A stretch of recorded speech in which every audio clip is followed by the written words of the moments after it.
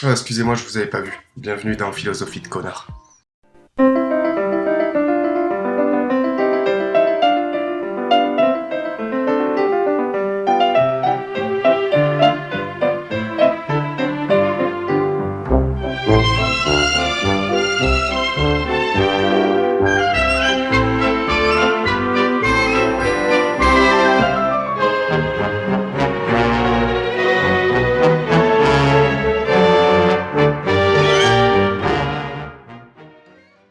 Aujourd'hui, on va parler des impôts sur le revenu, parce que je pense que tout le monde adore ça.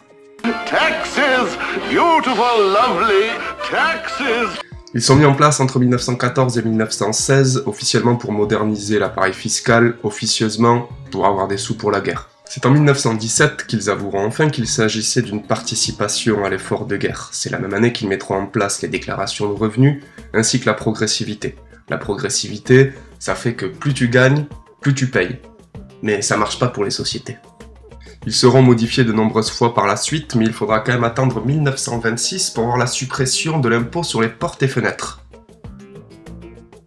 Impôt sur les portes et fenêtres. Putain, il y en a vraiment qui nous prennent pour des cons. En 2009, il est la deuxième source budgétaire de l'État français avec 45 milliards d'euros, derrière la TVA et 169 milliards d'euros, mais devant l'impôt sur les sociétés avec 37,5 milliards d'euros. Jusque dans les années 50, seulement 20% des foyers sont soumis à l'impôt. Ça passe à 50% dans les années 70. Merci beaucoup les 30 glorieuses. Un des objectifs premiers annoncés de ces impôts était de réduire les inégalités. Hélas, en 1990, un rapport du Conseil des impôts montre qu'au lieu de réduire les inégalités, il en a créé des nouvelles. Par exemple, l'imposition réelle des 1% les plus riches était à son maximum en 1982, environ à 34 et quelques pourcents, et n'a cessé de baisser depuis, 25% en 1998. Non, mais je suis sûr que les socialistes, au fond, dans leur tête, ils se battent vraiment contre le capital et les plus riches. Je suis même sûr que c'est très violent comme bagarre. Bon, après ils se réveillent, ils vont sucer des grands patrons, et voilà. Mais dans leur tête, je te jure, c'était super violent. Qu'il s'en avise, l'adroit Robin lui subtilise sa chemise.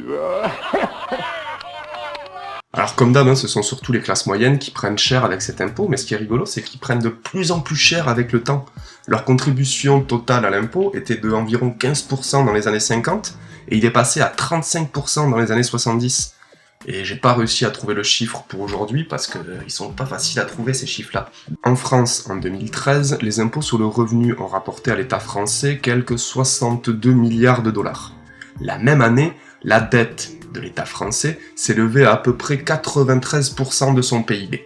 Son PIB étant alors de 2800 milliards de dollars, le montant de la dette se monte à 2600 milliards et des brouettes. Donc t'imagines bien que les 62 milliards récoltés par l'impôt, c'est un pourboire à côté. En fait, cette somme suffit à peine à rembourser les intérêts de cette dette qui s'élève à peu près à 45 milliards de dollars par année. Donc, dans le cul Lulu. Parce que cette dette, elle fait que augmenter chaque année, donc les intérêts aussi, donc au bout d'un moment, ça marchera plus.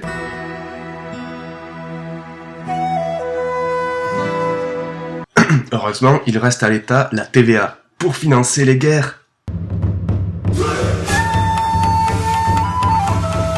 Bon, pour résumer, après un peu plus de 100 ans d'impôt sur le revenu en France, qu'est-ce qu'on peut en conclure ?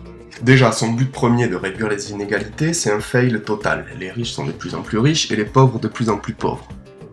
Hein, regarde Sonic. Aussi, ils n'ont jamais réussi à financer en totalité les services publics et les progrès sociaux, créant une dette gigantesque qui nous a été cachée jusqu'à ce qu'elle soit hors de contrôle. On a aussi les plus riches, qui ont plus de moyens à leur disposition pour y échapper que jamais auparavant. Ils permettent également à la classe politique de vivre dans un certain luxe sur le dos des réels producteurs de richesse. Mais oui, c'est clair! Alors je sais, il y en a qui me diront « Mais non, les impôts c'est pas ça, c'est la solidarité, c'est les plus riches qui donnent aux plus nécessiteux. » Je suis d'accord, c'est une bonne chose. Je vais seulement vous poser une question.